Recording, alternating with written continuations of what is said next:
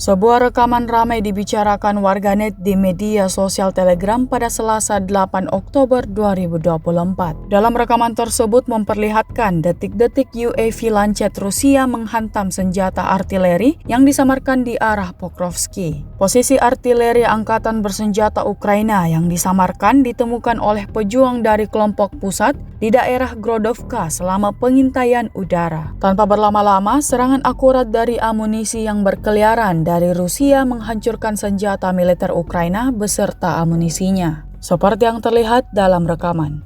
Insiden ini jelas menambah kerugian panjang yang didapatkan prajurit angkatan bersenjata Ukraina.